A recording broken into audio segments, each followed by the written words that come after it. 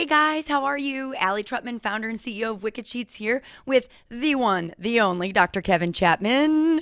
Sorry we're running a couple minutes behind. We actually went to his old office, and I think that's a really good place to start today before we dive into anxiety, stress, emotions, and everything that's happening around the holidays.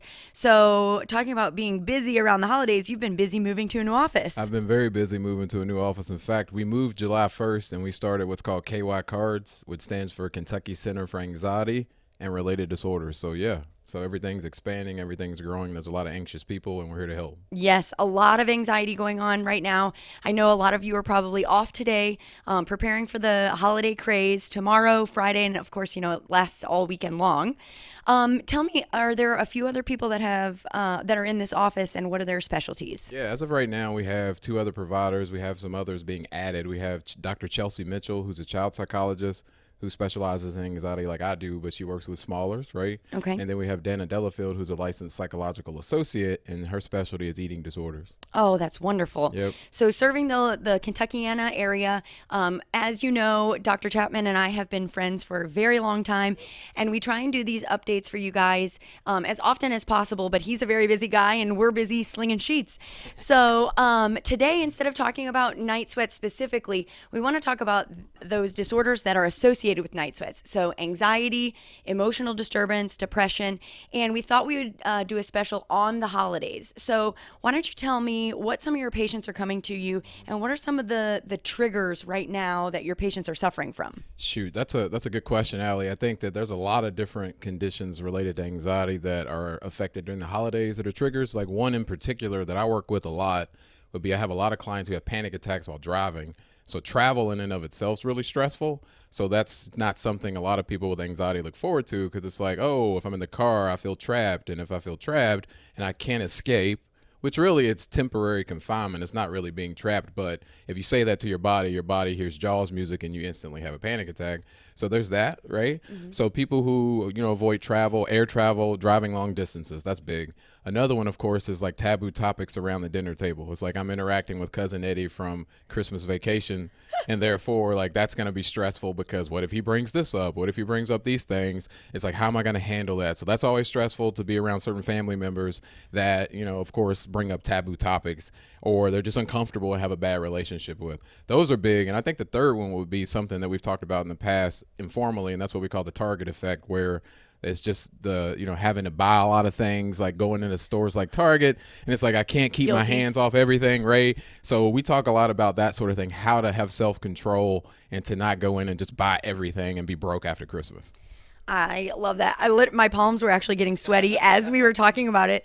The target effect is something that I know that I have a discussion with my husband all the time. He says you don't have to buy gifts for everyone, and it stresses me out because, yes, right? I feel like I have to be, pleasing people by providing gifts, and it puts me in a financial situation that, is really unwanted. So for someone like myself that does like to buy gifts, what's, something that you tell them about self-control? Is it like avoiding Target altogether, or is it thought stopping? I mean, that's a great question. That's an FAQ right there. Yeah, no, right? That's a great question. So that's a really good question. So here's what I would say.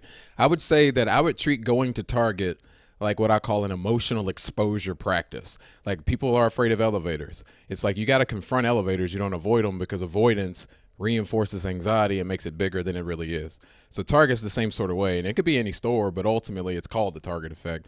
But ultimately it's approaching Target prepared, saying, I'm going to confront Target. In fact, I'm going to go into a store like that, and in doing so, I'm going to have thoughts that are flexible about me not buying anything. So here's an example. I know someone who did this recently. They went into a Target, and what they said was, it's really nice to see all these things in Target that I'm not purchasing.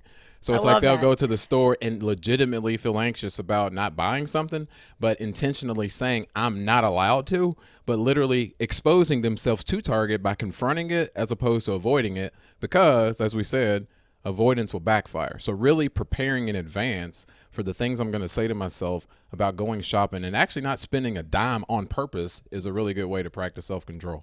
I love it. And those, as you were describing it, it made me think this is the core components of cognitive behavioral therapy, Absolutely. right? Absolutely. And Right. then the behavioral side of it is practicing that and repeating it and having very positive experiences each time you go. So that builds it up. I love that.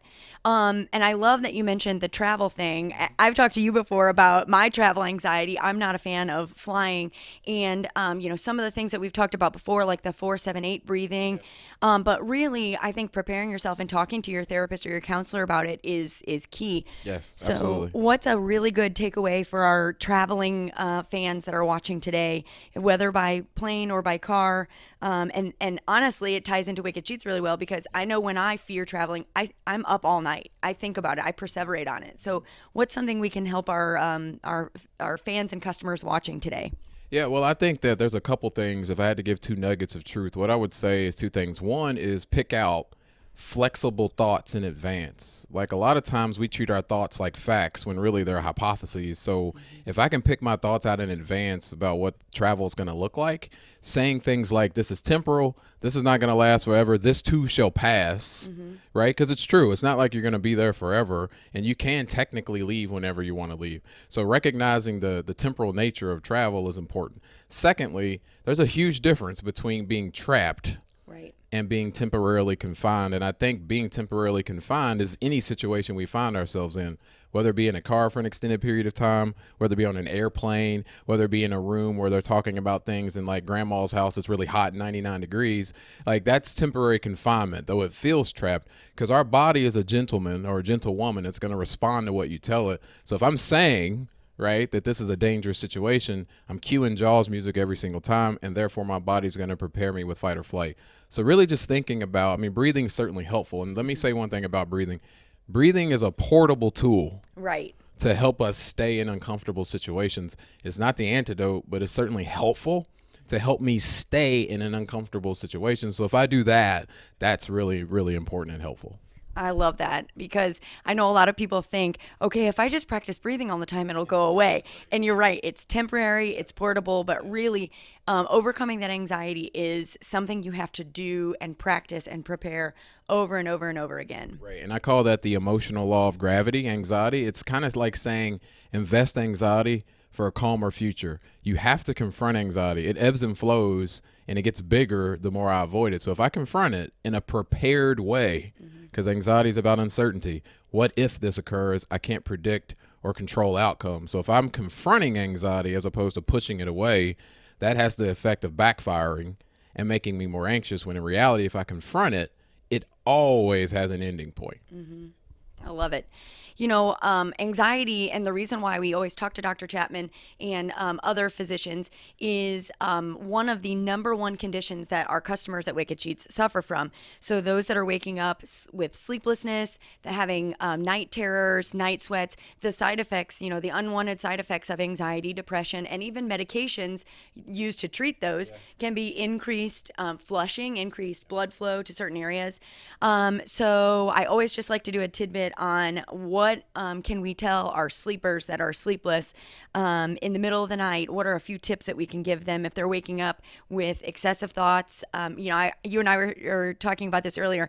I always recommend this mouth spray called Box Rescue Remedy, and it's a floral essence. It's not a narcotic. It's vegan. It's gluten free. It's all these things, but really they take like the most important parts of the tea leaves and they put them into a mouth spray. You take one on your tongue. It helps repetitive thinking in stress situations. It just kind of slows your mind.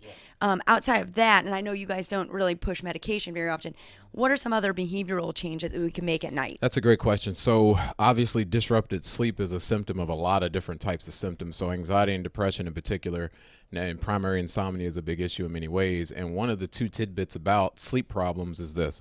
One is my perception of the sleep environment has to change. Right. So a lot of people who have sleep difficulties, whether it be night sweats, whether it be worry in the middle of the night, which obviously would increase the likelihood of night sweats, whether it be nocturnal panic attacks, which would create night sweats, Right. like all these things that are related to night sweats. I think what's important for that is to learn how to be flexible in thinking in advance about the sleep setting. many people use the bedroom for a lot of reasons, and you have to reprogram your brain to view beds and the bedroom as a sleep environment, and not reading in there, not having TVs on and things like that. And I know a lot of people are like, well, I do that all the time. Well, yeah, maybe, but that doesn't make it right. So with that said, if you struggle with sleep, it's really important to make that kind of a ritual, so to speak, simply for sleep. So changing thoughts related to the sleep environment is huge, right? Secondly, it's also making some behavioral changes related to sleep in addition to that. So it's related to the first point, which is don't do anything that's going to increase arousal, such as reading books in the bedroom, which a lot of people do. Exercise before you go to sleep, like after 6 o'clock, is usually not a really good idea, because physiologically that's going to disrupt your sleep patterns as well. And obviously not drinking caffeine that late. So these are all more preventative methods, Allie, honestly, because though the intervention piece is important, I think that if we change how we perceive sleep and the sleep environment and work on that in advance, doing things like box breathing, slow control breathing, doing mindfulness exercises prior to sleep, all those things are going to be conducive to sleep, and therefore my body and brain will be in the same state, as opposed to my body's tired but my brain isn't.